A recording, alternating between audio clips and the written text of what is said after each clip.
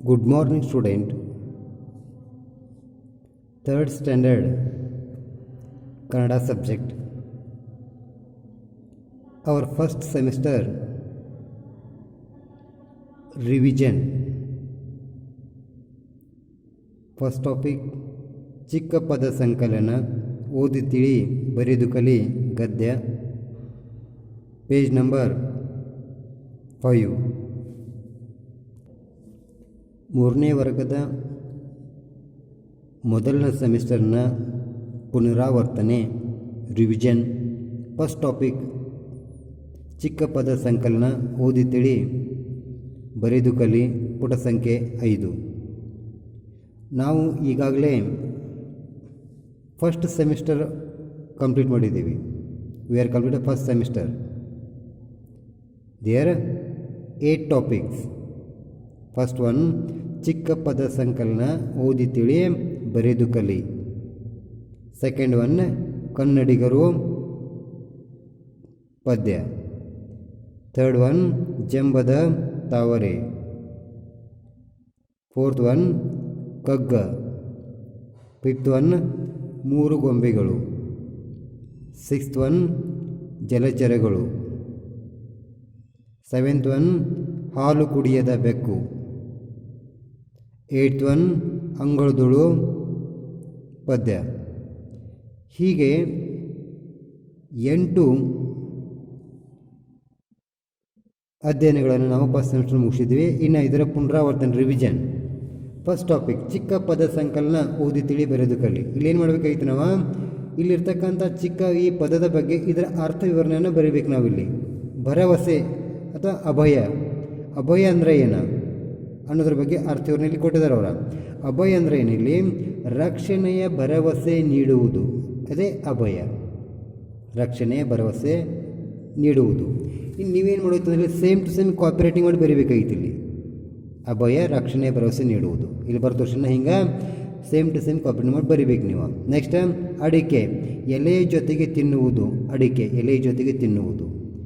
Next ಅತಿಥಿ ನಮ್ಮ ಮನೆಗೆ ಬಂದ ಆಹ್ವಾನಿತರು. ಅತಿಥಿ ಈ ರೀತಿಯಾಗಿ ಇದನ್ನು ಇಲ್ಲಿ ಸೇಮ್ ಟು ಸೇಮ್ ಕಾಪರೇಟಿಂಗ್ ಮಾಡಿ ಬರಿತಾ ಹೋಗಬೇಕು. ಅತಿಥಿ ಅತಿಥಿ ನಮ್ಮ ಮನೆಗೆ ಬಂದ ಆಹ್ವಾನಿತರು.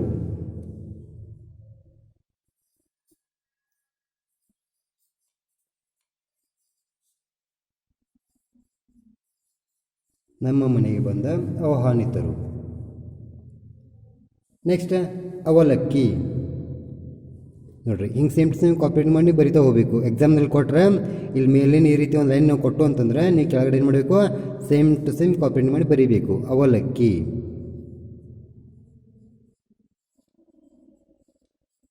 ಅವಲಕ್ಕಿ.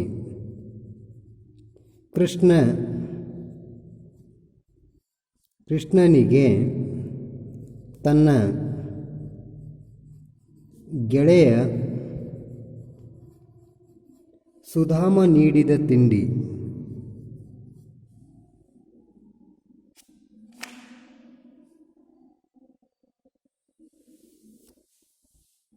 ಸುಧಾಮ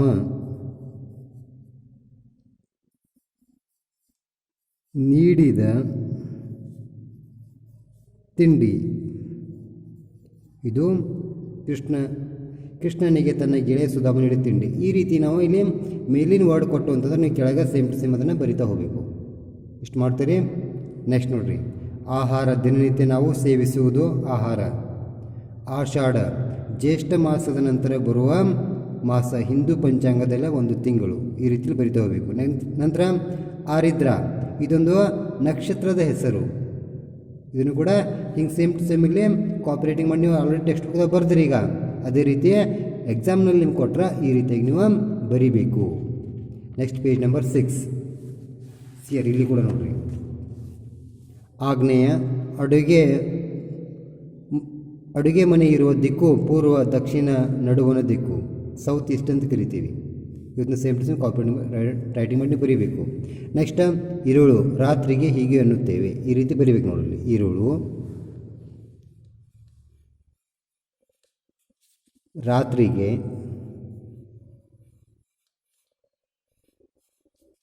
ಹೀಗೂ ಎನ್ನುತ್ತೇವೆ.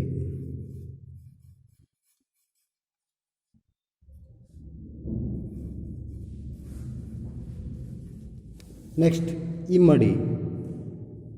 ಇಮ್ಮಡಿ ಅಂದರೆ 2ರಷ್ಟು. ಈ ರೀತಿಯೂ ಬರಿತಾ ಹೋಗಲಿಲ್ಲ. ನಾವು ಪ್ರಶ್ನೆ ಮೇಲೆ ಕೊಟ್ಟು ಅಂತಂದ್ರೆ ಕೆಳಗಡೆ ಸೇಮ್ ಟು ಸೇಮ್ ಕಾಪಿ ಮಾಡಿ ಇದನ್ನು ಬರೀಬೇಕು ನೀವು. ಇಮ್ಮಡಿ 2ರಷ್ಟು.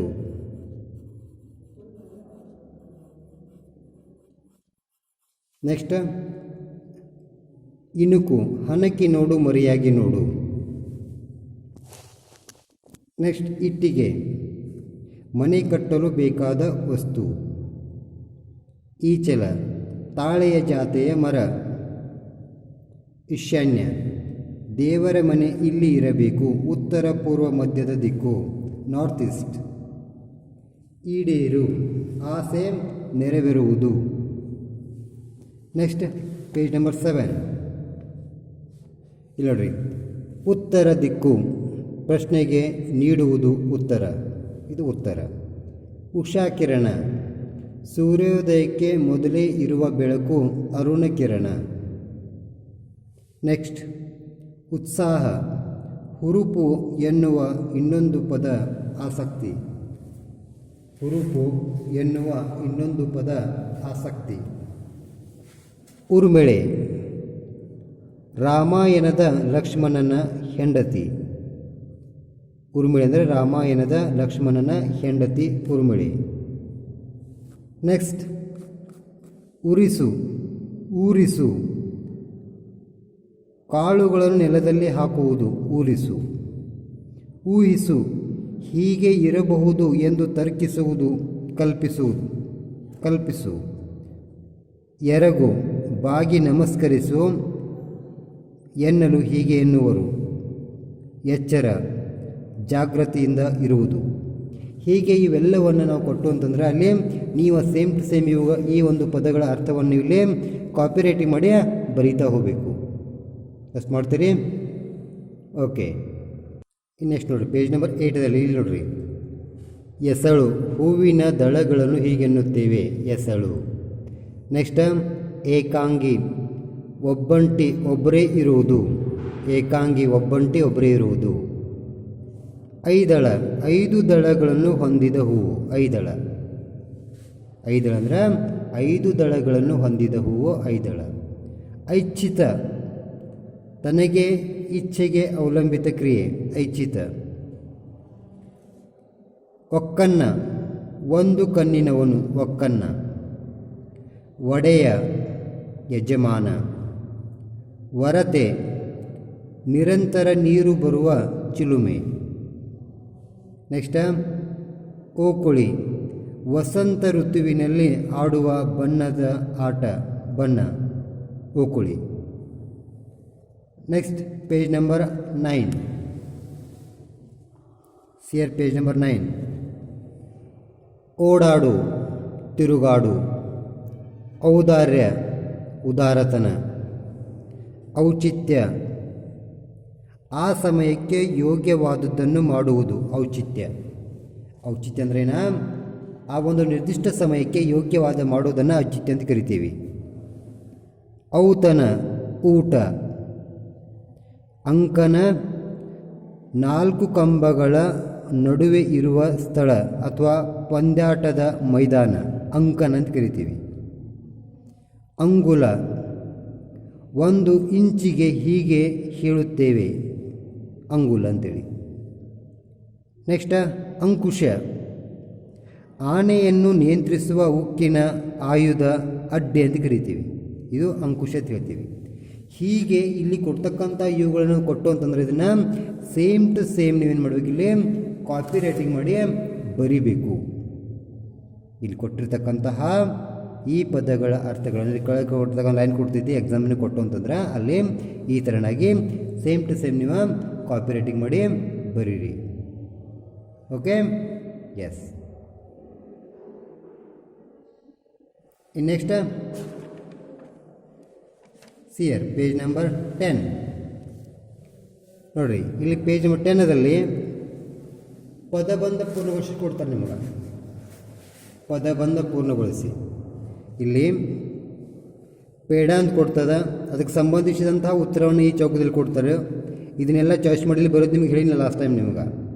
ಪೇಡ ಇಲ್ಲಿ ಫೇಮಸ್ ಐತಿ ಧಾರವಾಡದಾಗ, ಅದಕ್ಕಾಗಿ ಇಲ್ಲಿ ಧಾರವಾಡ 1 2 3 4 ತೋರಿಸಿ ನಿಮ್ಗೆ. ಈ ರೀತಿಯಲ್ಲಿ ಧಾರವಾಡ ಬರೀಬೇಕು. ಒಂದು ಹಣ್ಣು ಹಲಸು, ಹಲಸು ಹಲಸಿನ ಹಣ್ಣು. ಓಕೆ, ನೆಕ್ಸ್ಟ್ ಕುಹು ಕುಹು, ಇಲ್ಲಿ ಕೋಗಿಲೆ, ಇಲ್ಲಿ ಬರೀಬೇಕು ನೋಡಿ. ಕೋ ಗಿ ಲೆ, ಕೋಗಿಲೆ. ನೆಕ್ಸ್ಟ್ ಭಾರತ ರತ್ನ ಪ್ರಶಸ್ತಿ ಪಡೆದ ಮೊದಲ ಕನ್ನಡಿಗ ವಿಶ್ವೇಶ್ವರಯ್ಯ, ವಿಶ್ವೇಶ್ವರಯ್ಯ ನೋಡಿ.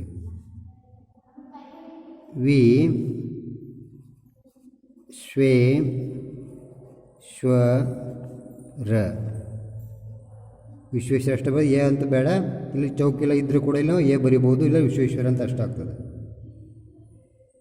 ಹಾಂ,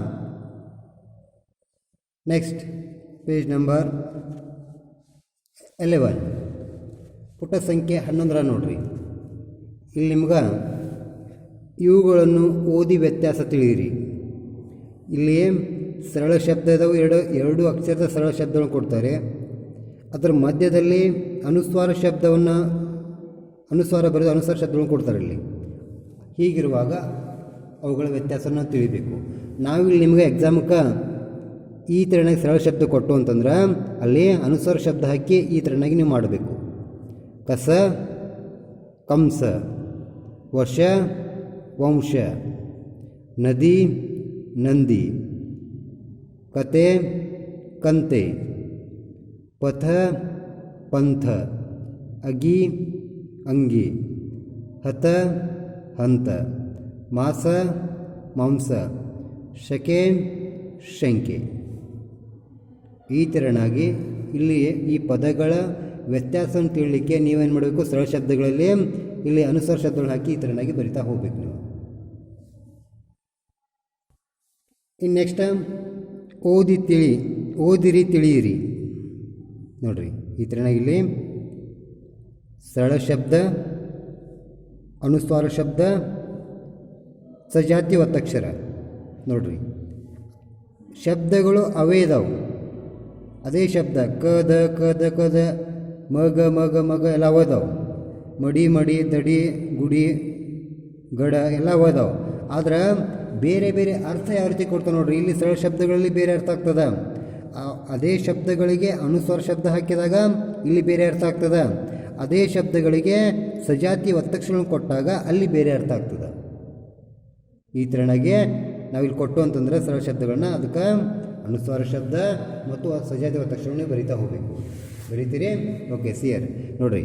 ಕದ ಅಂದರೆ ಬಾಗಿಲು, ಕಂದ ಅಂದರೆ ಮಗು, ಕದ್ದ ಅಂದರೆ ಕಳ್ಳತನ ಚೋರಿ ಮಾಡೋದ, ಮಗ ಮಗ ಅಂದ್ರೆ ಬೇಬಿ, ಮಂಗ ಮಂಕಿ, ಮಗ್ಗ ಮೀನ್ಸ್ ಜಗ್, ನೀರು ಹಾಕೋದು ಜಗ್ಗ.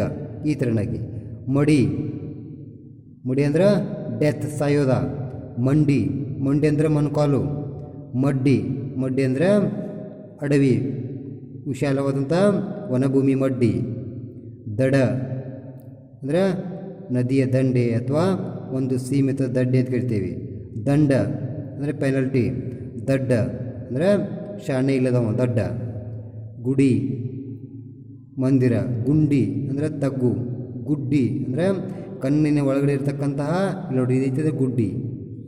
ಹಾಂ, ನೆಕ್ಸ್ಟ್ ಗಡ ಗಡ ಅಂದ್ರೆ ಕೋಟೆ, ಅನಂತರ ಗಂಡ ಪತಿ, ಗಡ್ಡ ಮನುಷ್ಯರಿಗೆ ಸ್ವಾಮಿಗಳಿಗೆ ಋಷಿ ಮುನಿಗಳು ಗಡ್ಡ ಬಿಡ್ತಾರಲ್ಲ ಗಡ್ಡ.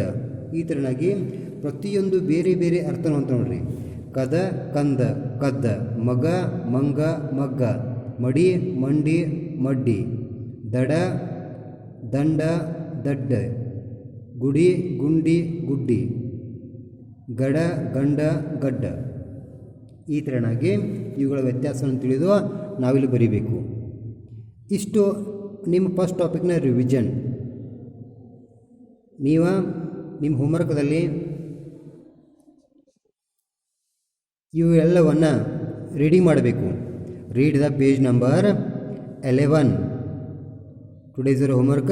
Read the page number 11 and 10. 9, 8, 7, 6, 5. ನೋಡಿರಿ, ಪೇಜ್ ನಂಬರ್ 5 ರೀಡಿ ಮಾಡೋದಾ, ಪೇಜ್ ನಂಬರ್ 6 ರೀಡಿ ಮಾಡೋದಾ, ಪೇಜ್ ನಂಬರ್ 7 ರೀಡಿ ಮಾಡೋದಾ, ಪೇಜ್ ನಂಬರ್ 8 ರೀಡ್ ಮಾಡೋದಾ, ಪೇಜ್ ನಂಬರ್ 9 ರೀಡ್ ಮಾಡೋದಾ, page number 10, page number 11, page number 11 ಮಟ್ಟ ನೀವು ರೀಡಿಂಗ್ ಮಾಡಬೇಕು. ಇದಷ್ಟ ಇವತ್ತು ನಿಮ್ಮದು ಹೋಮ್ವರ್ಕ್. ಅಷ್ಟು ಮಾಡ್ತೀರಿ? Okay. See here, this is today's your homework. Read text book page number 5, 6, 7, 8, 9, 10 and 11. ನೀವು ನಿಮ್ಮ ಟೆಕ್ಸ್ಟ್ ಬುಕ್ನ ಪುಟ ಸಂಖ್ಯೆ 5, 6, 7 ಮತ್ತು 8, 9, 10, 11 ಒಂದು ಸಲ ರೀಡಿಂಗ್ ಮಾಡಿರಿ. ಇದು ಇವತ್ತು ನಿಮ್ಮದು ಹೋಮ್ವರ್ಕ. Okay, thank you.